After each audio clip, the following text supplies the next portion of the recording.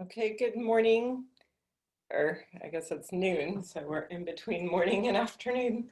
I hope you all can see me and hear me okay. Let's see, I'm opening the chat.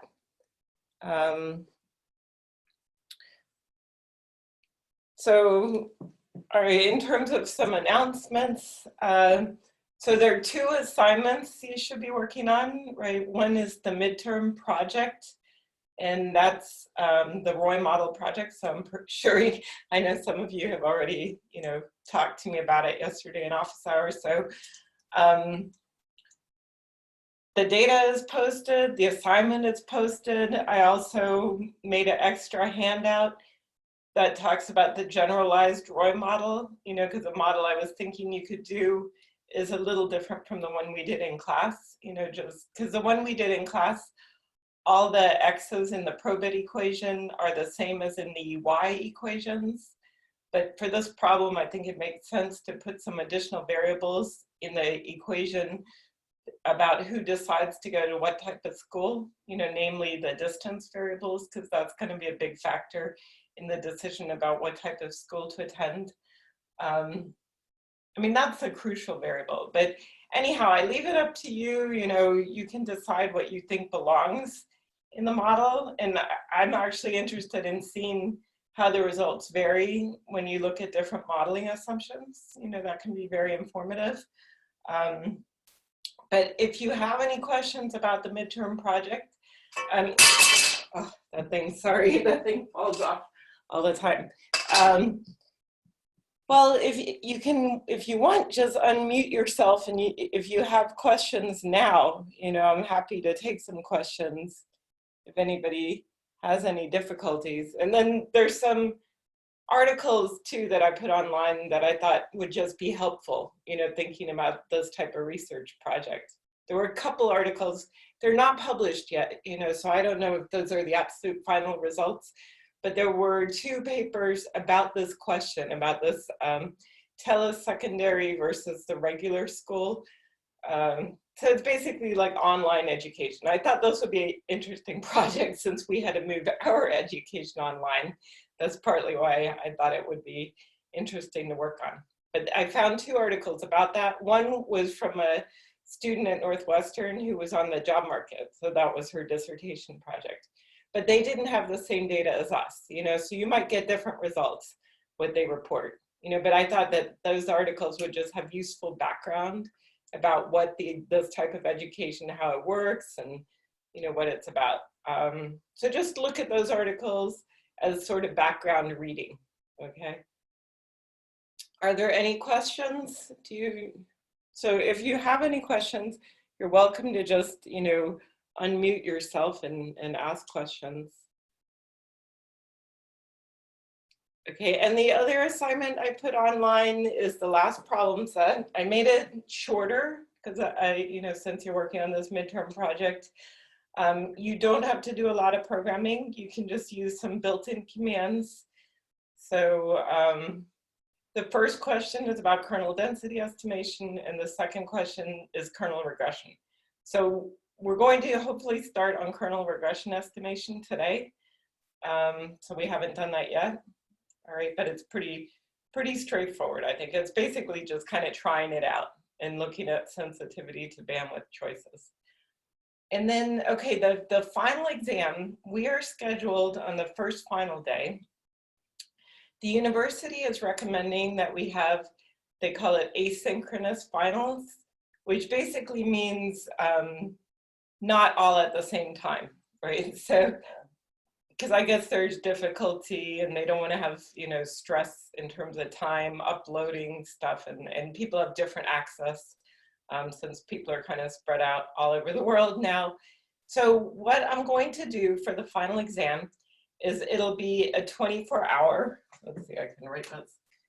So final is going to be 24-hour take home. It's not going to take 24 hours, okay?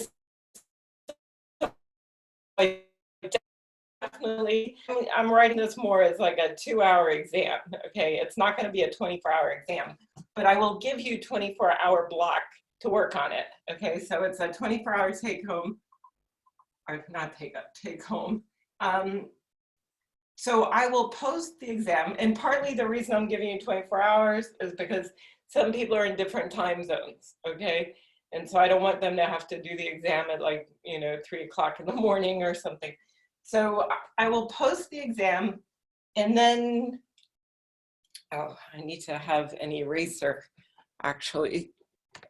So I'll post the exam, and then 24 hours later, it will be due, okay? So,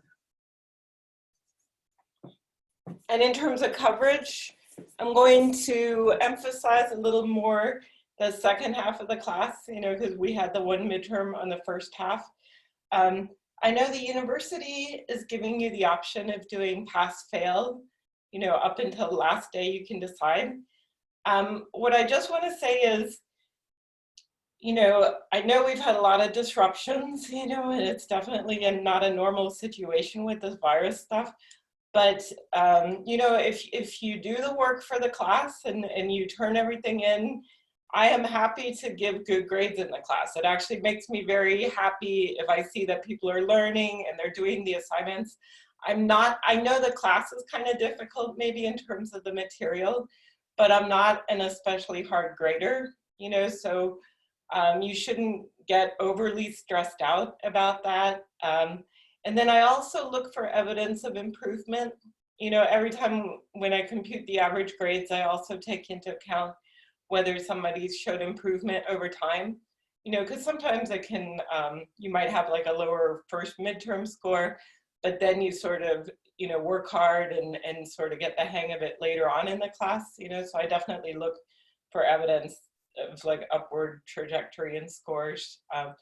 So I'm not planning to give a really difficult grade distribution, okay? I can't guarantee that everybody will get an A or something like that, but I'm not going to be really harsh on the grading, so that's it. So you have the option if you want of take it pass fail, but I would rather if people, try to learn the material, and definitely, this type of material you will find helpful if you get any sort of job doing data analysis. Okay, yeah, I'll definitely post. Lisa's asking about if I have some sample finals. I'll give you a lot of sample finals. I think that that's actually a very good way to learn, just to work out old finals. So I definitely have old finals and I'll post them. I can post those soon, actually.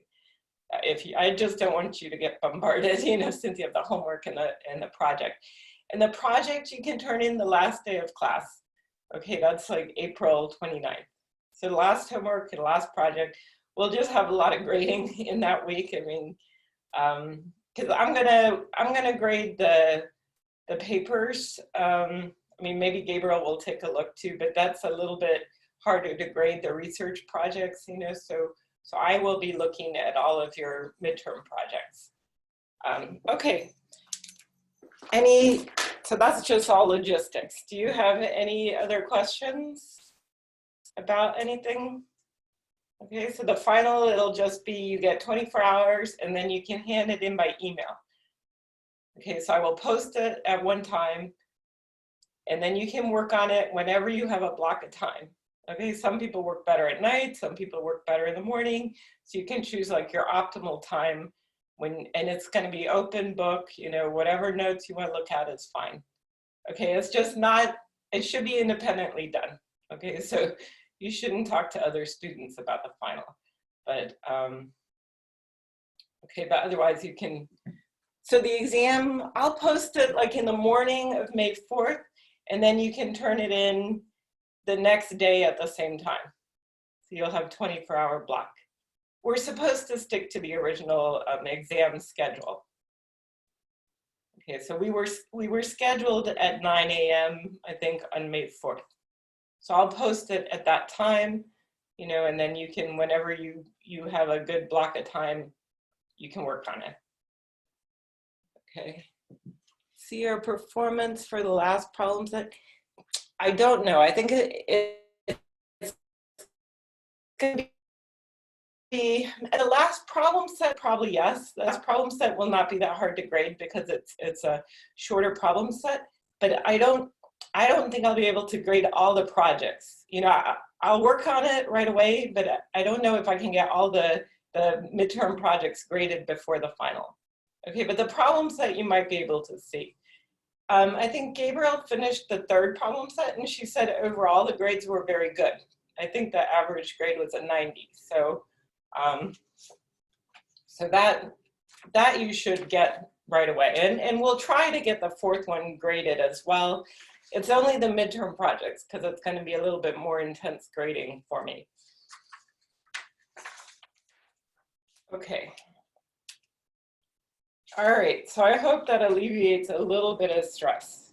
I mean, you definitely have the option to take it pass-fail if you want, you know, but I think a good grade can probably look better on your transcript than pass-fail.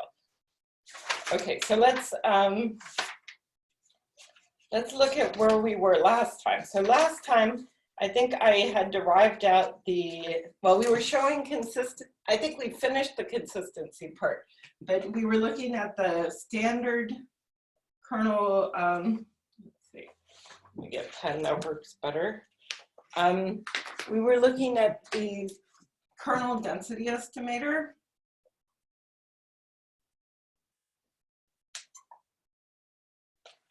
Okay.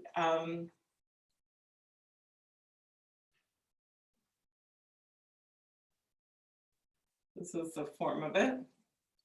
You know, these H's, sometimes I put a little n beside it because H usually depends on n. Okay, so that's why if you see a little n, but I think sometimes I just forget to put the little n. So we don't need to put a little n beside, but once in a while I might put a tiny n because H is a sequence that goes to 0 with n. So last time we had looked at bias of this estimator. So let's just review a little bit. So n is sample size, right? And then H is the bandwidth. And remember, we started out with the histogram estimator, and we showed that you need the bandwidth going to 0 as n gets large. And there were 2 requirements that we had before. And actually, the requirements are going to be the same for this more general estimator. We'll still need H going to 0 as n goes to infinity, and NH going to infinity. Okay, so that kind of, this puts a limit on how quickly H can go to 0. Okay, so last time we had looked at the expected value. These pens. I don't know why. Maybe I'll try blue. Maybe blue would be better. I actually bought a lot of new pens too, but these aren't the new ones yet, but I did buy a bunch. Okay, so the expectation of f hat of x naught. So this is the estimator. And remember, it's a point-wise estimator. So that means at every point you're interested in, you have to do this estimator. So see how it varies x naught, and k is a kernel function. Okay, the kernel function, normally it's kind of like a density. It looks like a U shape usually, standard kernel functions. There's a whole set you can choose from, but we'll see now, you know, what's desirable about the kernel function, okay? So this here, 1 over n cancels with n, so we have 1 over h from minus n, so this is the range of what x could be. Then we have this k, okay, f of xi dxi. Okay, so that's just a little bit review. We did this. So, and then you do a change of variables, s equals x naught minus xi over h. So dxi is equal to minus h ds. Okay, so this is going to be s. Xi is equal to x naught minus sh. Okay, so it's a change of variables. And so actually this minus sign, you have to change the limits of integration. So, so it could be like h over h. So the limits of integration are going to go from infinity to minus infinity, k of s, f of x naught. These pens are not cooperating today. Let's see, ds. So this h cancels out. And then this minus sign, we can actually put back the limits of integration. Okay, so that's the integral after you swap,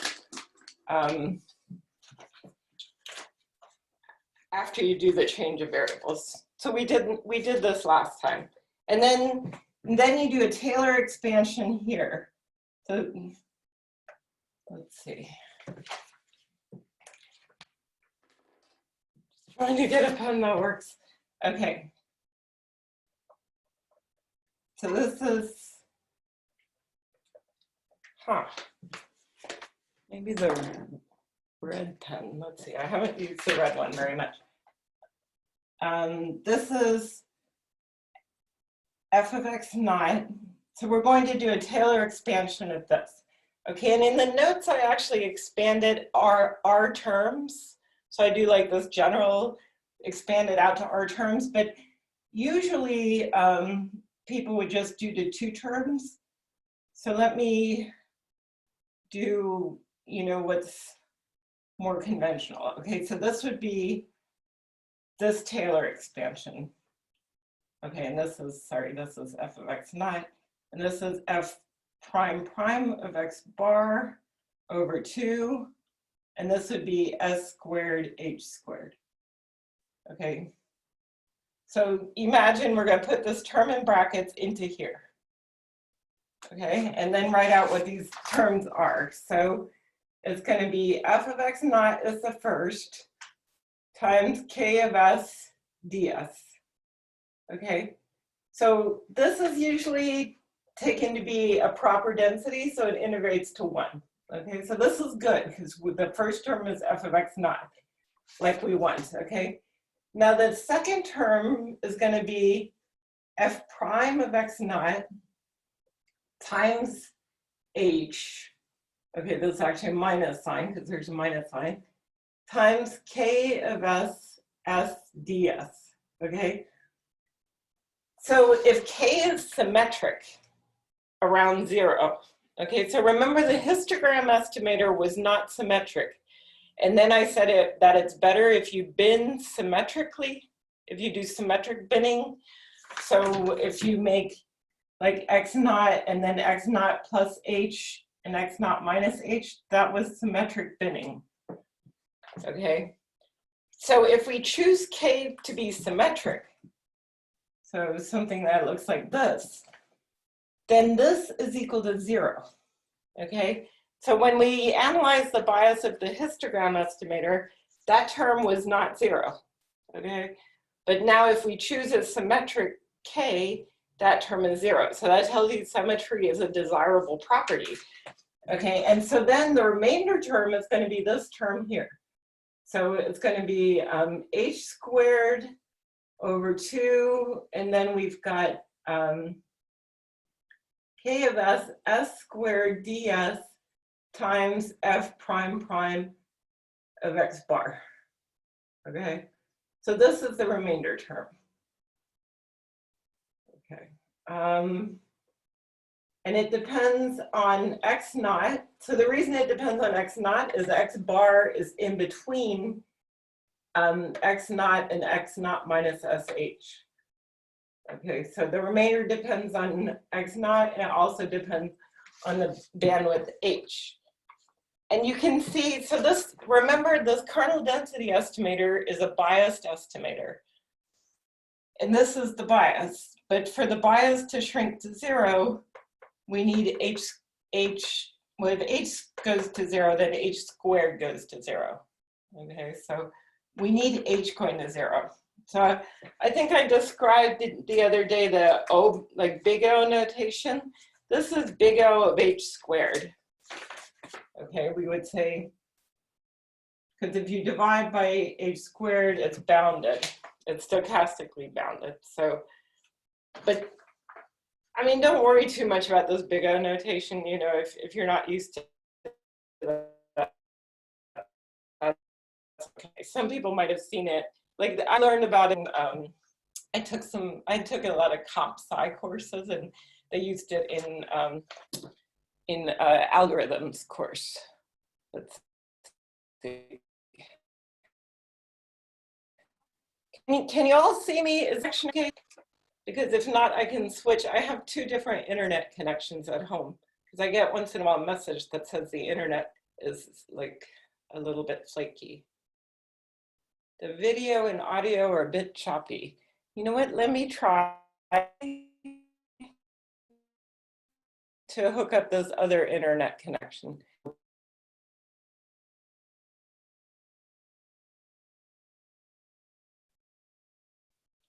Okay, this might be better, hopefully. So we have 2 different internets. I'll have to ask my husband why. He actually knows a lot about computers and he sets all this stuff up, but I'm not exactly sure why we. You want to see the bottom of the board? Okay. This is just where Taylor expanding this term here, plugging it into here, right? Then this is usually 1, so the leading term is f of x naught. If we choose k to be symmetric, then this term is 0. And then you can see the bias is going to be this term. Okay, and h, we need h to go to 0, as we had before, but h squared is smaller than h. Okay, so think about if h is like 0.1 or 0.01, because h is shrinking to 0, h squared is going to go to 0 faster than h. Okay, let's see. Can you see the bottom of the board better? I can also like, is that better? Okay, that's good. All right. Yeah, I have to set it up every time. Okay, does k need to be positive? Well, okay, actually, if you look at what I did in notes, I did it out for more terms. I did it for r terms, and there are some k's, like if you could kill the bias, like if you Taylor expanded more terms, if you have a k, okay, this needs to be 1, and you could choose a k that has a lot of these integrals equal to 0, okay? So far, we only have this one equal to 0.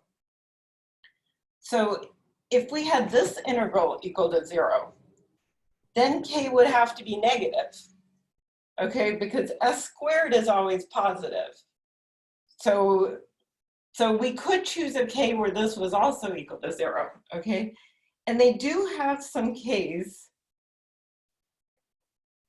okay, that have a lot of these integrals equal to 0. And those are called bias reducing kernels, okay? But they're used mainly in theoretical econometrics work. And the reason is that if you have a k that sometimes is negative, even though theoretically it might have better performance, when you have some finite sample, you can come up, when you add all these up, you could come up with a negative density estimate. Okay, and having a negative density estimate is kind of crazy. Like, you know, if somebody says, what's the density at this point, you say, oh, minus 0.2 or something. That's like a crazy estimate. The density should be positive, right?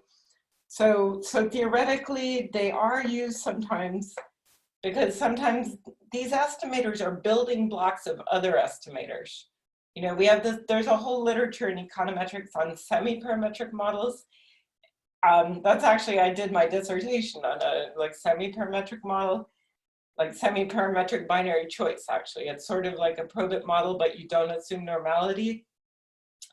And it uses these kernel estimators. I mean, I use these kernel estimators in my dissertation, actually. And some of those estimators require that the bias be very small, you know, to show consistency. And then you might want to use these kernel, but you know, that's going to be only if you become a theoretical econometrician. Okay, so if you do practical empirical work, normally we only choose a K that's symmetric.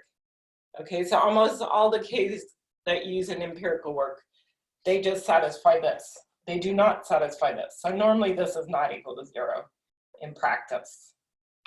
Okay, but if you take a look at how I did it in notes, I actually did the Taylor expansion out more terms. Okay, so this is only the bias. You can show that the variance, so the main point I want you to get from the bias is that you can get better performance by choosing a symmetric kernel.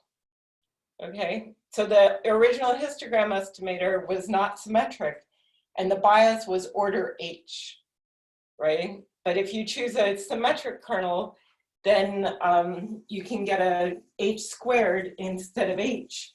And H squared is going to be going to 0 faster than H. Okay, so that's a benefit. Okay, well, let's see. The remainder will always be some even degree term.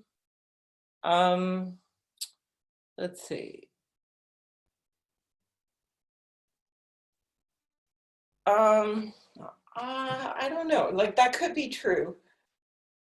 I just did it to order R. I didn't really, yeah, it might be true that symmetry guarantees that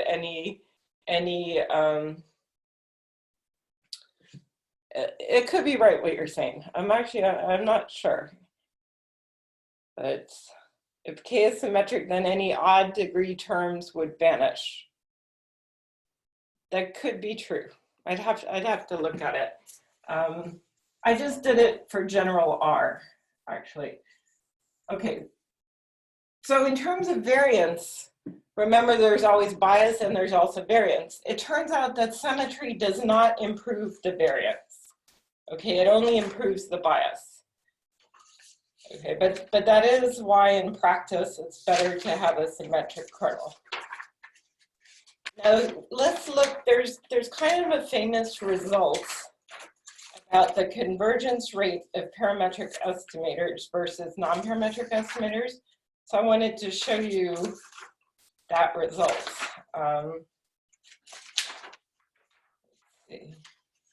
Okay, so the variance, so if I went to look at the variance of this, variance, I'm just using the red pen because that seems to write. I actually bought more pens, but they're downstairs.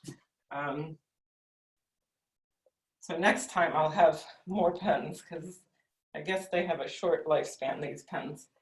Okay. This is how you'd analyze the variance in a similar way. Okay, so I didn't include all the derivations for the variance.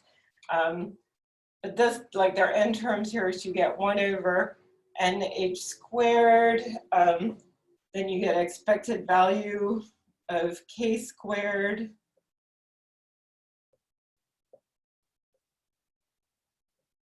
Okay, minus the expected value of k quantity squared. And then this is less than or equal to 1 over, well, you remember last time I showed you that since the variance is always positive, this is going to be less than or equal, this is going to be positive because we're squaring it. So you can always just analyze this term because it's going to be less or equal to just this first term. Okay, and this is called an application of the dominated convergence theorem. Okay, and so if we can show this term goes to 0, that would be enough to conclude that this term goes to 0 because this term is positive and it's less than or equal to this term. Okay, so that's called the dominated convergence theorem. That's used a lot, actually. Well, we haven't used it until now, but it's used a lot in econometrics. Dominated convergence theorem.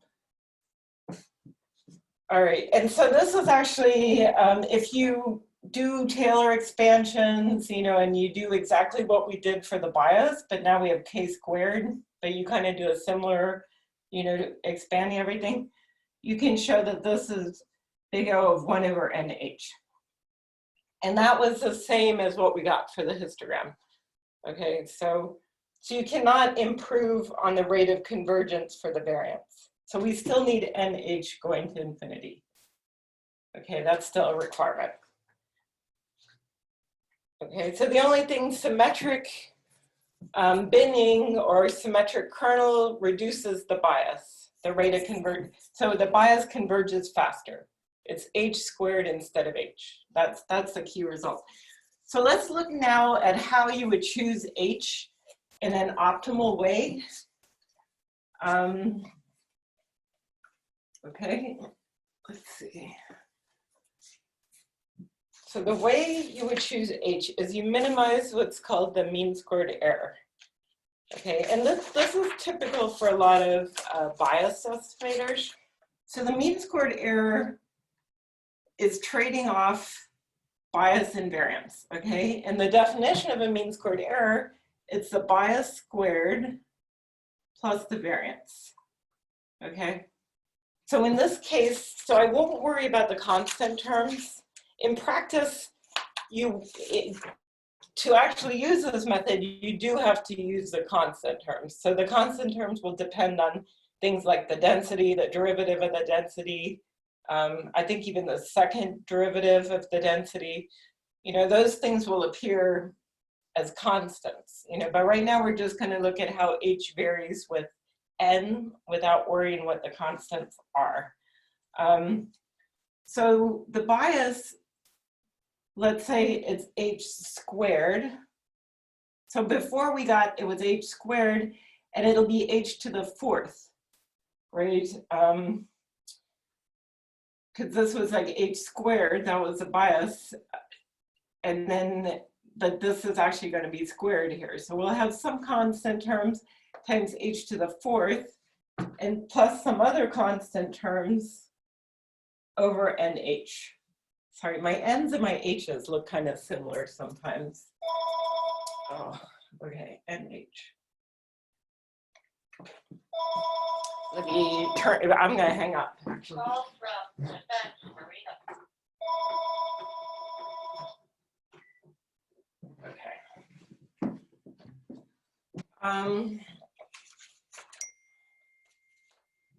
Let's see. Okay, so let's just, the way we'd solve for H is you just take the derivative. So derivative with respect to H, you get like 4C H cubed minus C1 over NH squared equals 0. So you get like H cubed here equals C1, well actually H to the fifth, because we're going to multiply this out. C1 over 4C n to the minus 1 here. Okay, so we'll get like a H star is some constants. And it's going to be n to the minus 1/5. Okay.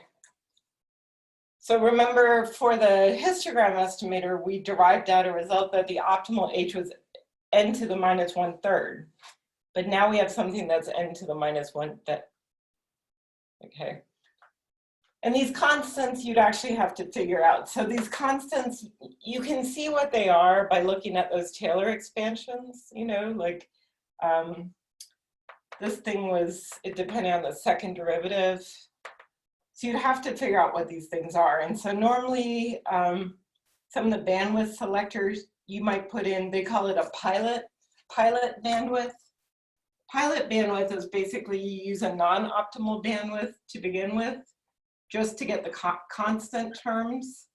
And then you go ahead and solve for the optimal bandwidth. Okay, so the choice of bandwidth turns out to be pretty important to the performance of the estimator. The choice of kernel function is not quite as important. That's been the observation. There are a whole lot of different kernel functions you can use. There are some that are a little better than others, but the benefit is not huge. But there is one called Epinechnikov. I don't know if I can, Epinechnikov.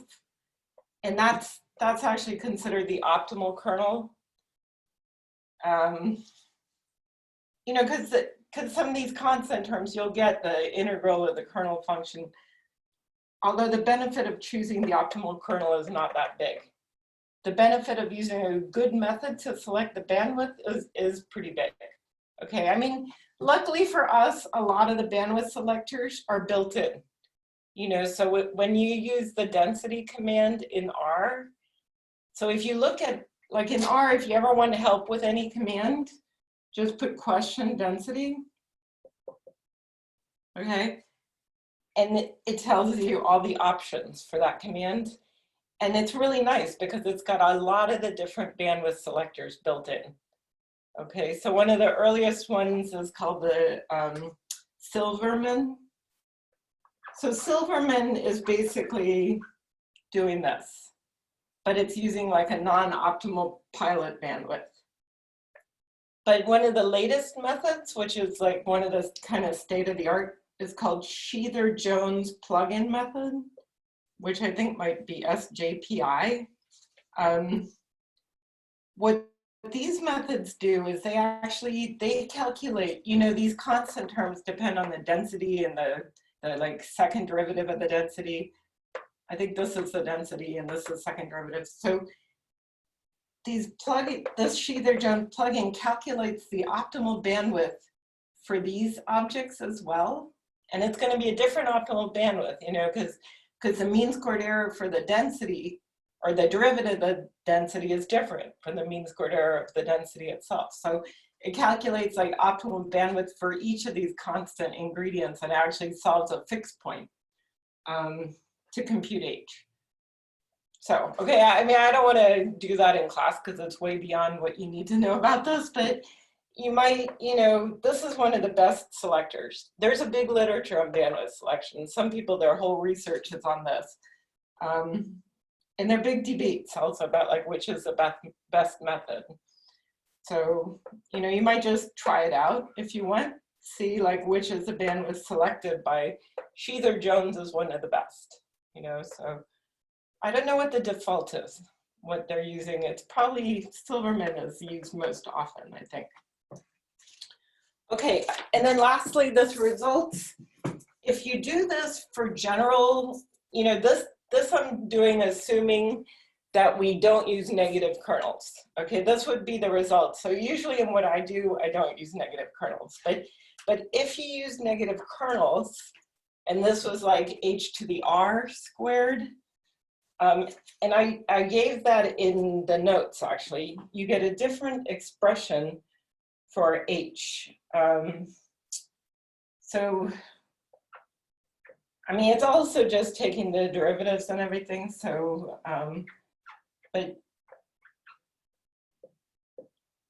so this is if you use like bias reducing kernels, you know, which are more like a theoretical thing.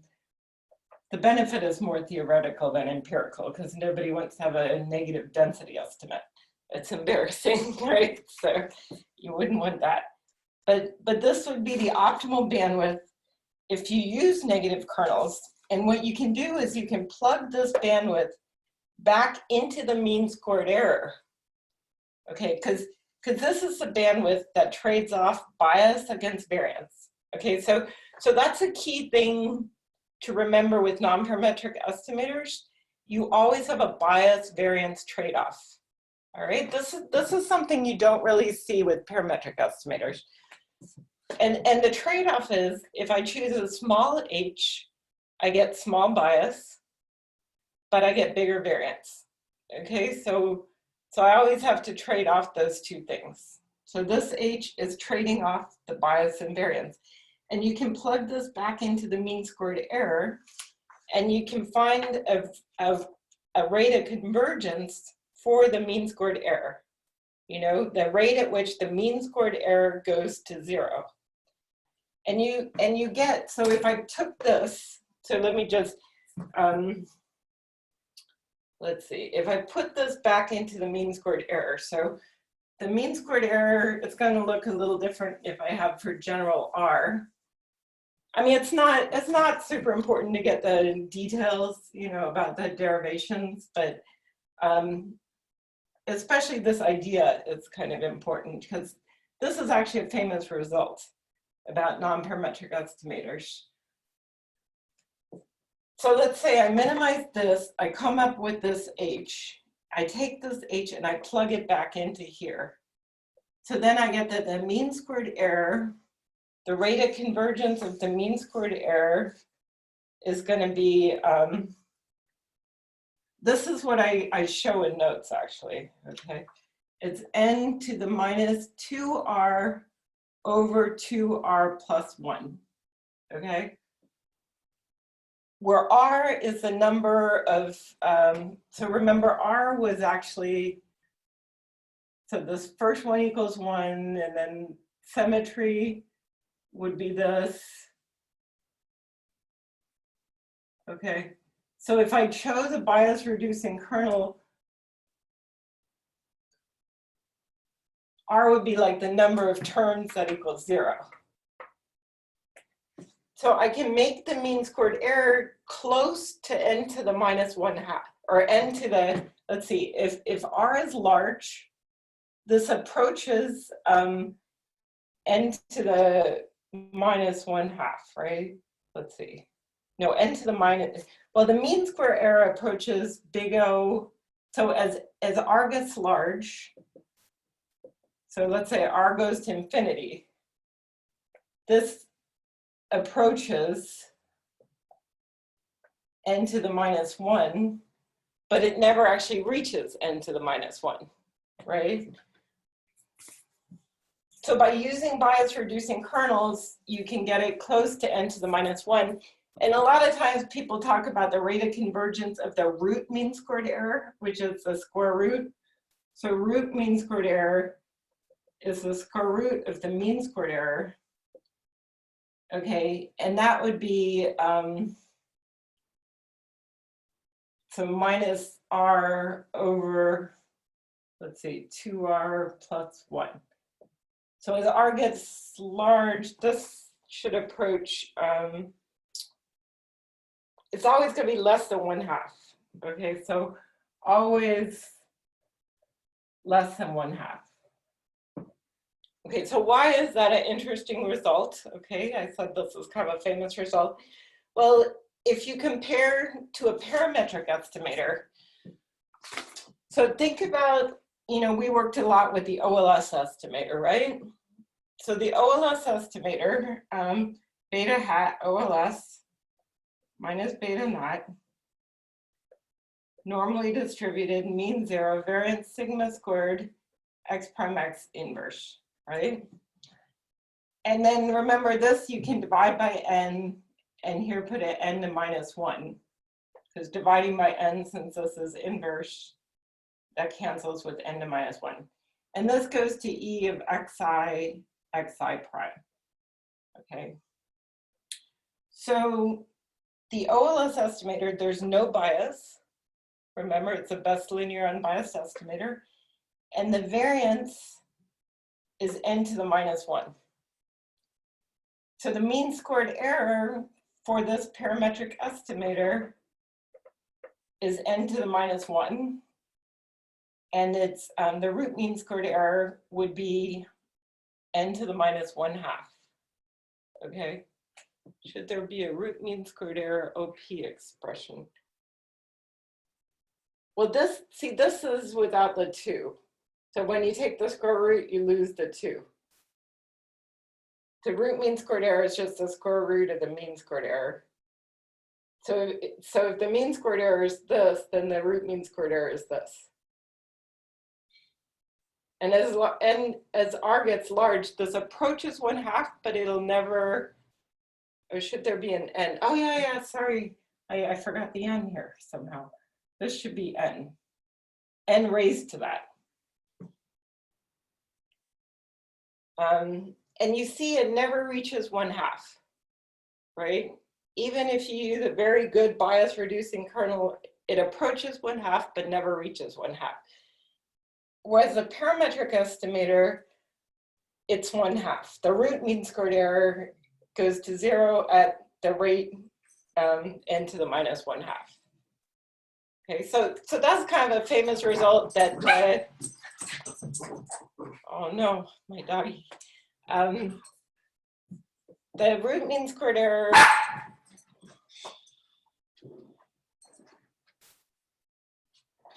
Nikki, what are you doing? I'm teaching class here, okay?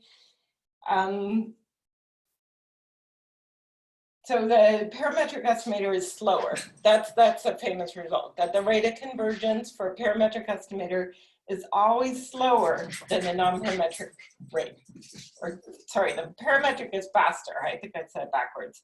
The rate of convergence for a non-parametric estimator is always slower than the parametric. Okay, so see, the parametric mean squared error is only the variance because there's no bias. And the variance is n to the -1. So that's the mean squared error for the parametric estimator is big O of n to the -1.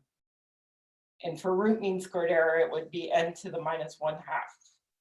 Okay, and that's always going to be faster than for the non-parametric. Okay, so the main trade-off when you're thinking about parametric versus non-parametric, you know, you might think, well, non-parametric is strictly better because, you know, we're not imposing a functional form. But the main trade-off is the mean squared error converges slower. So the precision is less for non-parametric estimators, right? So, and this is only with one variable, like this is a density of one variable. It turns out you can extend these estimators to like multivariate densities. You know, so we won't do a lot of this in class, but I'll just mention because it's pretty easy to do. If I wanted the density, let's say a joint density, I have X and Z, 1 over N, I do a bandwidth for X, a bandwidth for Z, and then the kernel function for X, and a kernel function for Z. This is the bandwidth for X. Okay. So it's not hard to do the multivariate version, but it turns out that the variance is going to be big O of 1 over N, these bandwidths squared. So the variance gets like slower and slower as you add dimensions. So as you add regressors, so if I have 2 regressors, the variance is going to go to 0 slower. Okay, so that's something that is true about non-parametric estimators, that the rate of convergence depends on the dimension of the regressors. Okay, well, they're not regressors here, it's just the number of variables. Later when we do regression, you'll also see, I mean, it's the same. So rate of convergence depends on dimensionality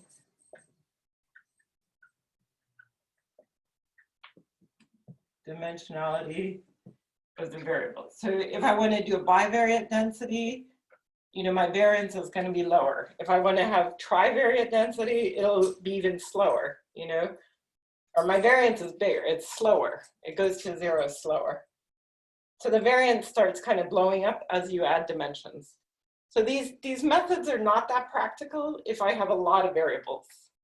Okay, so they work best for the problems that I only ask you to do, like the density with 1 variable. These methods work best if it's just like 1 or 2 variables. But it's hard to do fully non-parametric analysis with a lot of variables unless you really have a lot of data. You know, if you have like a very large N, then you can do it. But with a modest size sample, you know, the variance might be too big. You'll get results, but then you'll have like very big standard errors. So it's not that practical. Okay. Do you have a question, Omkar?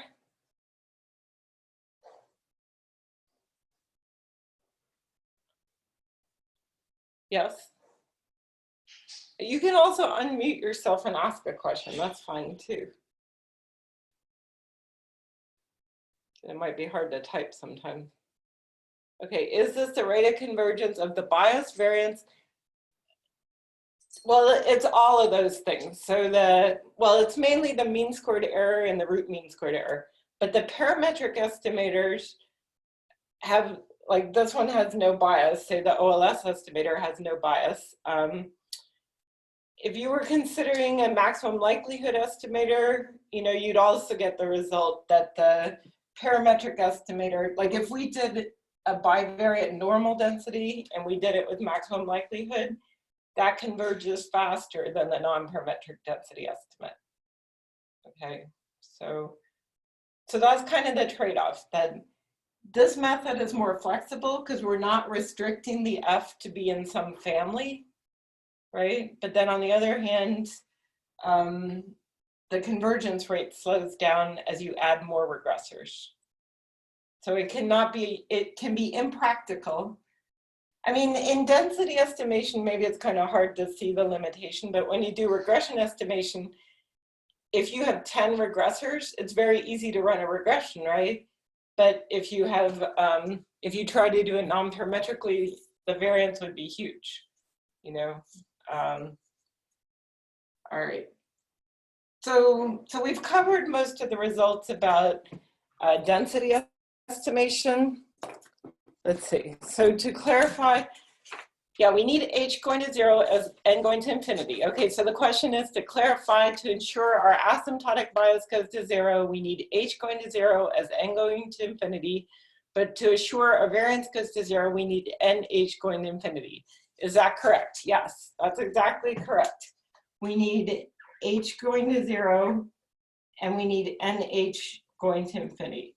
H going to 0 is a requirement for the bias to go to 0, and nh going to infinity is a requirement for variance to shrink to 0. So for bias to go to 0, and this is for variance to go to 0. That's exactly right. Okay, and then those derivations with the mean squared error is trading off these two requirements in an optimal way.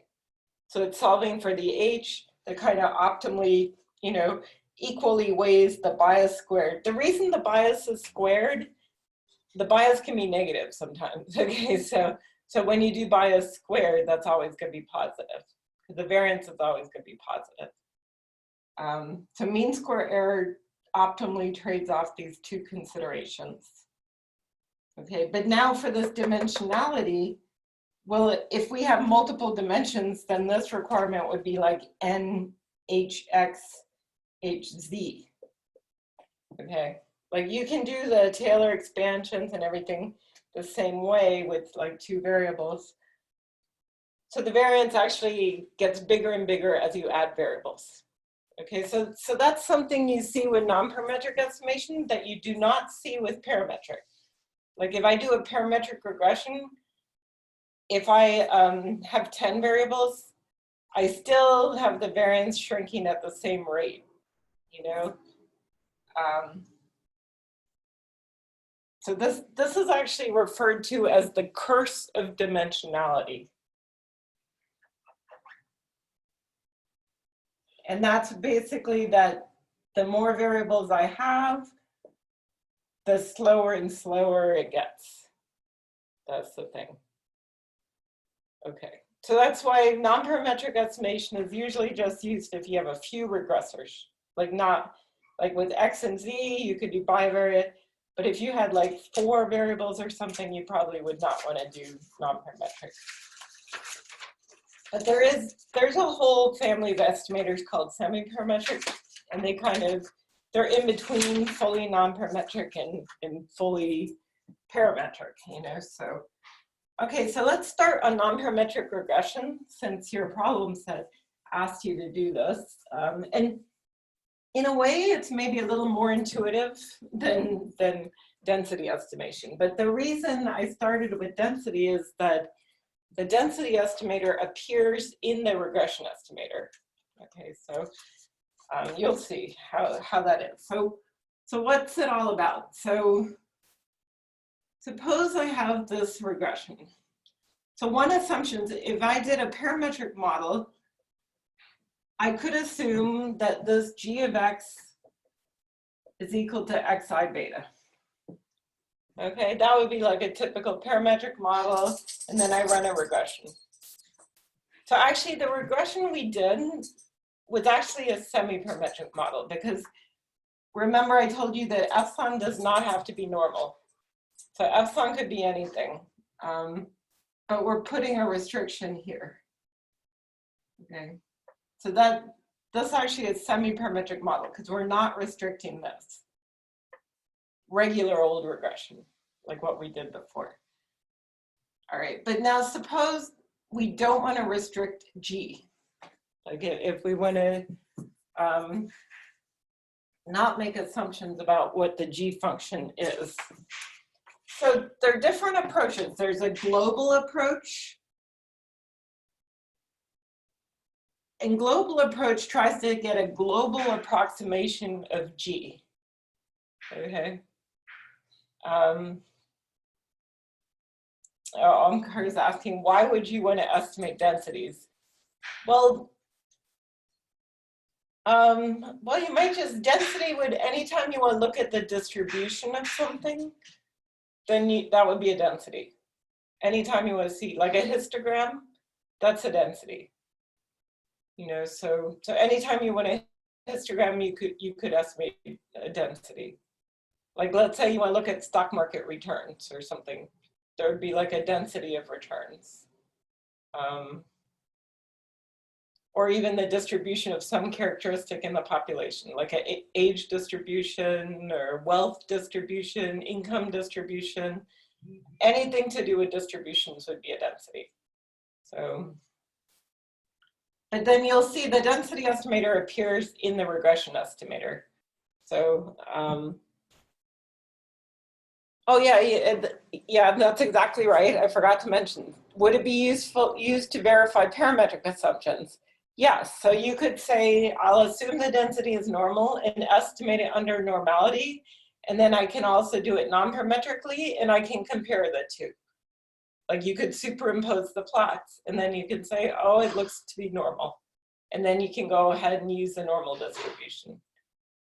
You know, so that's correct. You can use non-parametric analysis to choose an appropriate parametric model. Okay, so that's another use. Okay, so but now let's look at non-parametric regression.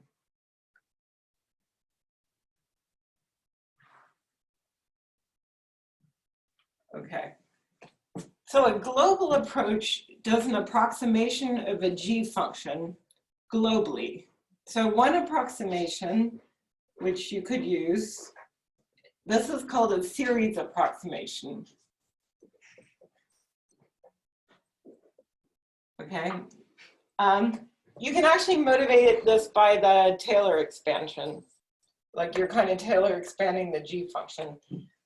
So, and this is one type of non-parametric regression estimator that's actually a global estimator. And this, and for it to be non-parametric, you need to allow K to go to infinity as N goes to infinity.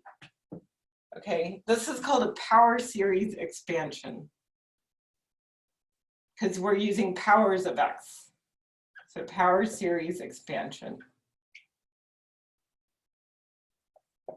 So there's a whole literature about these like global series estimators. Okay. They're a little bit tricky to use sometimes because you can run into near collinearity problems. Like especially if X is a small number, like then X squared, if this is a number less than 1, then like X to the 10th or something, it's going to be a super tiny number, and you can kind of run into problems when you try to invert the X prime X matrix, you know, because these things are on different scales.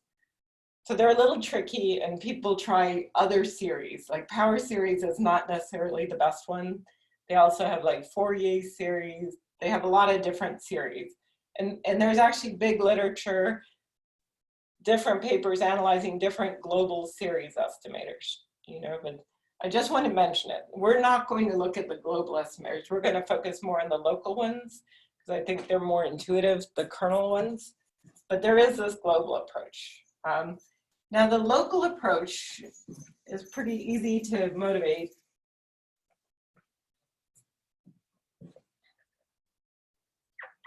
My dogs keep running in here. Okay.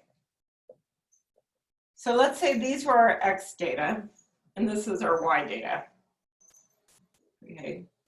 And assume that at different values of X, we had repeated data.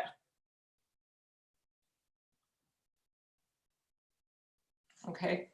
Well, what we could do if we wanted to estimate the relationship between X and Y is you could simply take the average. Okay. So repeated data estimator would estimate at any point X naught, we would just use an average of all the Xi's equal to X naught. Oh, sorry, an average of the Y's. And the, this should be, this is what it looks like. Okay, so notice the denominator is just summing up how many points appear at X naught. So let's say this is X naught. This is just a sum. How much of the data is there? So here we see 4 points, okay? And this summing up the Y's at that point, right? Let's see. Is this the same as conditional expectation? Well, we are finding the expected value of Y. This here, G of X, yes, because it is the same, because normally we assume E of epsilon I given Xi equals 0. But notice that that implies that E of Yi given Xi is equal to G of Xi. So G of Xi is the conditional expectation of Y given X. So yes, and this would be G of X naught, so the conditional expectation of Y given X naught. Okay. So it is exactly conditional expectation. Okay, so this is called the repeated data estimator, if this procedure.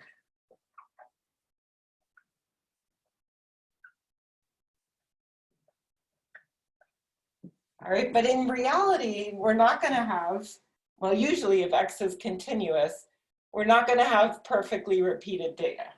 You know, we'll have more a cloud. Okay, so we'll have, instead of having, you know, a bunch of repeats, you know, because if X is continuous, we might not have repeated data. Actually, yesterday, just I was plotting some of the virus testing results and things, because, you know, I looked at all the web pages and none of the web pages had changes. You know, they all showed total number of cases, but you can't really track by day how many new cases, like new positive cases or deaths in the hospital or whatever. They didn't have the derivative. They were all reporting like total numbers. And of course, all this question about have we reached a peak and everything, that's all about the derivative, right? Like, has it gone down? And I was very curious for Pennsylvania, you know, since they're talking about opening up the economy, you know, you'd like to know what the change is. So I got the data and I did like apply it. And so you could view that as kind of a kernel regression too. So there, like this was time on this axis, it's actually like days. And then this was like the number of new positive cases on this axis, you know, and I was trying to look at what the pattern was. But so if you don't have repeated data and you just have like a cloud, what can you do? Well, instead of just taking the average at a given point, you can make a little bin around that point and then take the average around the bin. Okay, so it's kind of the similar idea from the density estimation where we bin it. Okay, and then the average, we're going to take an average of Y's close to the point X naught. Okay, so it's the extension of the histogram estimator idea. So it's Xi, a member of X naught minus H and X naught plus H times Yi. And then here we have xi, a member of x naught minus h, and x naught plus h.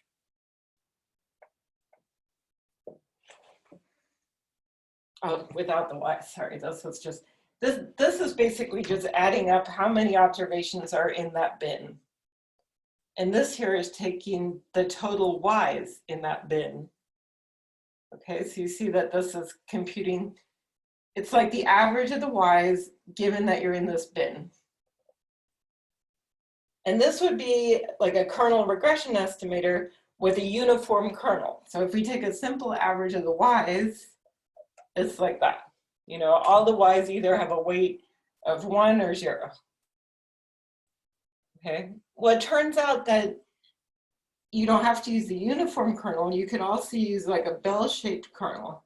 So a bell-shaped kernel would give more weight to the y's that are close to the point x naught, and less weight to the y's away from x naught. Okay, because you'd like to, if you're trying to learn about the value of the function at x naught, you'd like to kind of give more weight near x naught. Okay, so and then you get something like this. You know, you get this function.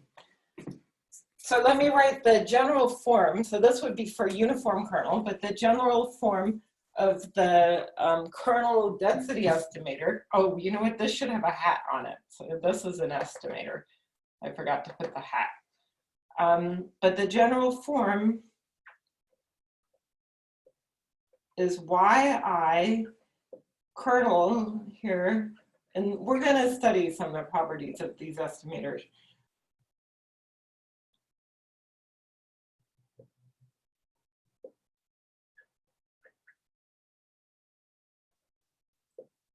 Okay, so that's the kernel density estimator.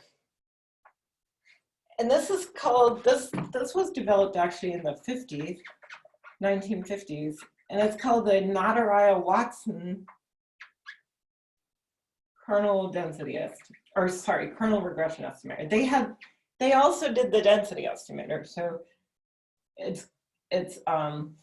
they're both called Nadaraya-Watson. So one's the kernel density estimator, and this one is the kernel regression estimator.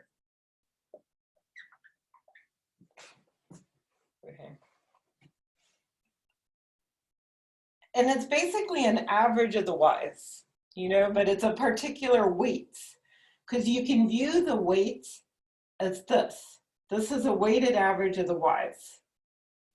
Okay, so we could write this as the sum of the y's times some weights that depend on x naught. Okay, where these are the weights. So we're just taking weighted average of the y's. Okay. So I have not applied this, and maybe I can upload the data sets that I got for Pennsylvania, you know, maybe on the problem set.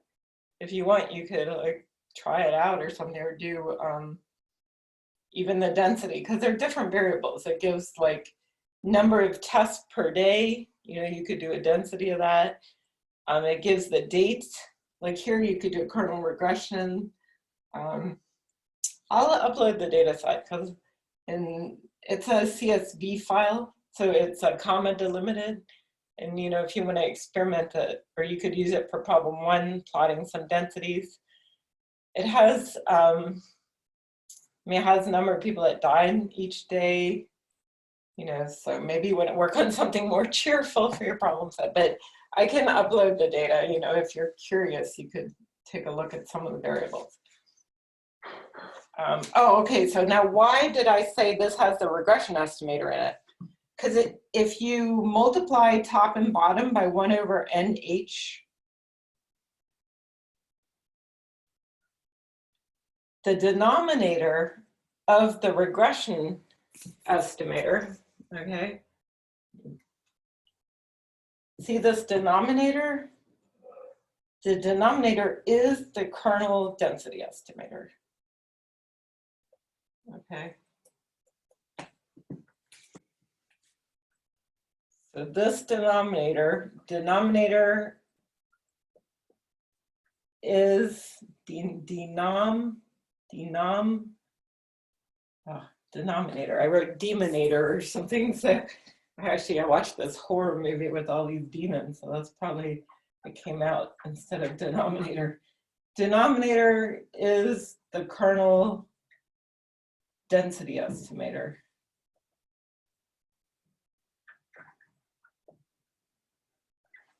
Okay.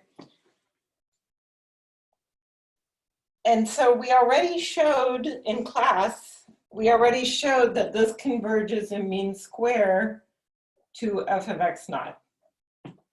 Okay, so we already showed that. So if we want to analyze the convergence of the kernel regression estimator, half our work is done. Okay, that's why I started with density estimation, because we did half the job. We just need to show the numerator. Okay, so need to show this part. Need to show numerator converges, and it's also, we're going to show mean square convergence to f of x, g of x.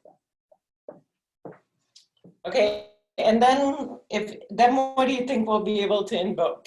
If we show the denominator, we show the numerator, then what are we going to be able to invoke to say that the whole ratio converges to something? So thinking back to our theorems about large numbers, and remember there are a few different theorems, Mann-Wald theorem, Slutsky theorem, or continuous mapping theorem is the same as Mann-Wald. So if I showed this denominator, I show the numerator, and then I wanted to make a conclusion about the ratio, what would I be using there?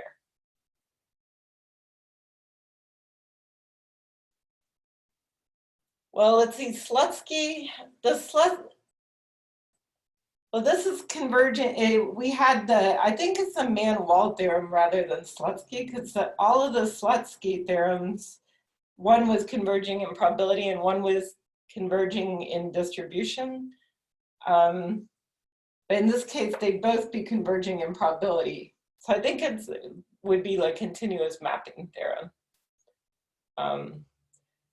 You can actually show convergence in distribution too, so it turns out these things are normally distributed as well. Like you can do tests, you could even do like Wald type tests.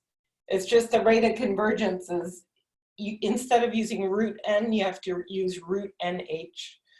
But we're not going to do the normality, okay? That's like beyond, I don't want you to have to worry about that. You probably can see that you can take a whole course only in like non-parametric local estimation, because it's a big topic. So we're just going to do kind of basics. And this part we'll do next time, okay? I won't, although the techniques are going to be easy for you because it's not much beyond what we already did, okay? It's basically similar to, but it would be like Mann-Wald theorem or continuous mapping. Those are like two different names for the same. Okay, let me talk about two potential problems with the local estimators. Okay, and then we'll be done. And then next time we'll look at like some of the asymptotics for this. Okay, so two potential problems when you're dealing with non-parametric regressions. Okay, one problem, so two potential problems.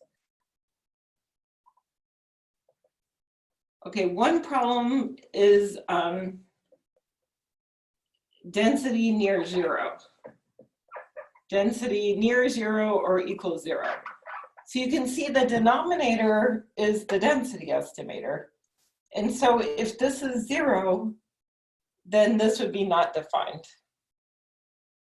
So that just tells you cannot do local regression if you have no data locally.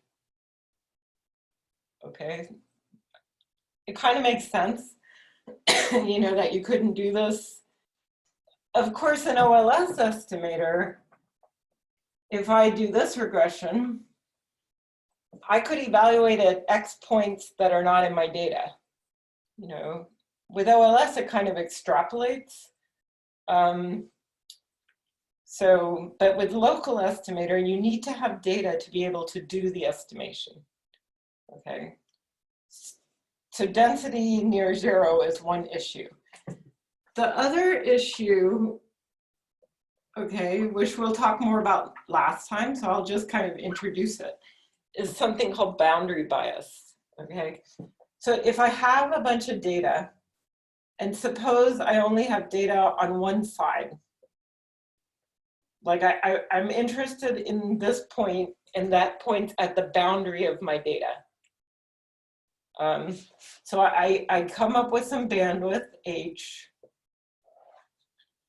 but I don't have any data on this side. Like I only have data on this side. Well, if I take an average only from the right side, I will tend to, you know, overestimate the function. Because if I had had the data here, I would have gotten a more accurate estimate, but I'm missing the data on one side. So the boundary bias is that the bias is worse, and we'll do this next time, look how it's worse, but it's worse at boundary points, or even near boundary points. I mean, it turns out there's some solutions to those boundary bias problems, so I'll talk about some of the solutions, but one of the solutions is instead of just doing an average like this, you can actually do a mini regression. Okay, these are called like local regressions. So instead of we'll look at this next time, but this kernel regression, you can view it as regressing, well, let's see, I have 5 minutes, so I'll just throw out this idea that we'll cover all this we still have a couple classes, so we have plenty of time to be able to look at all these issues. But I'll just show you that the kernel regression estimator you can view as a solution to this problem.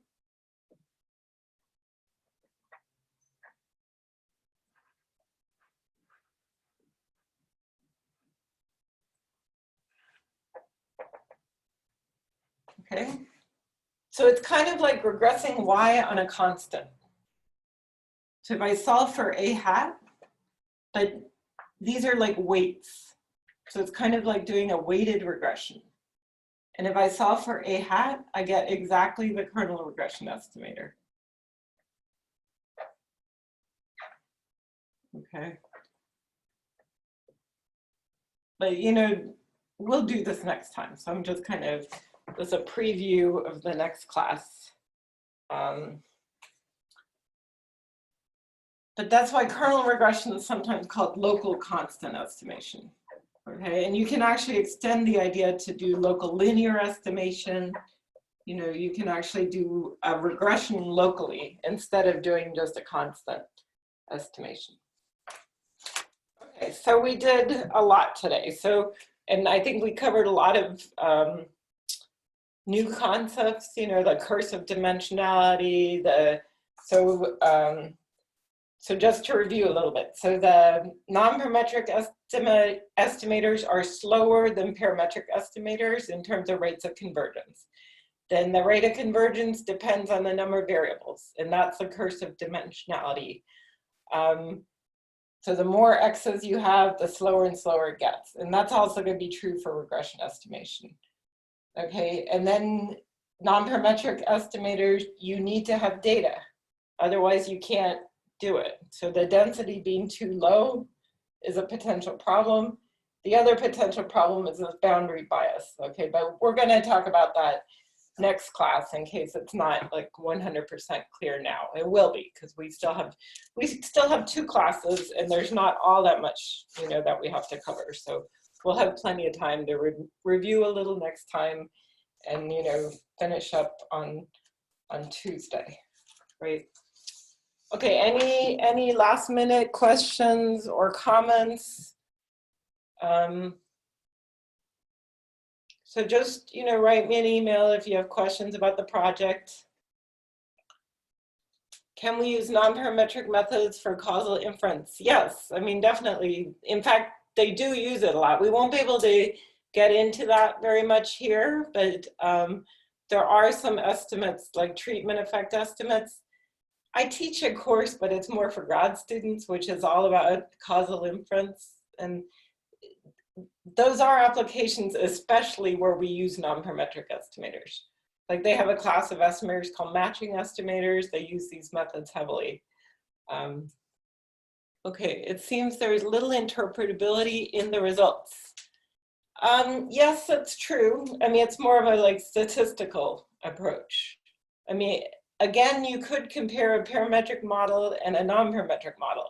So that would be a key application. You know, like maybe you have some parametric model that's derived from some economic model. I mean, this is very statistical, as opposed to like the structural methods we did earlier, like the labor supply methods. You know, here you couldn't do a lot of policy evaluation or anything. I'll try to kind of cover a little bit how I use these methods, like in causal inference. Like maybe on the last day, I can talk a little bit about my own research to give you an idea how you could use it. Yeah, and you can do multivariate regression. So there, Ludo has a question, can you do this with multivariate? Yes. With multivariate, you would just multiply this. It's the same as with the kernel. You would just multiply this by additional terms. These bandwidths, they could be the same or they could be different. Like it kind of depends on the scale of your data. Okay. But that would be the multivariate version.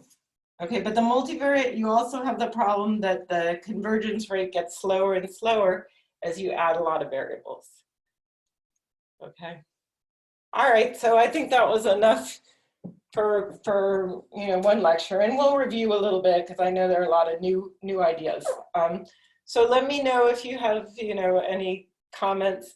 Don't wait until the last minute for the midterm project, because any research project takes time, so you have to allow yourself some time to because you have to kind of get comfortable with the data, look at patterns and things, so it can take a little time.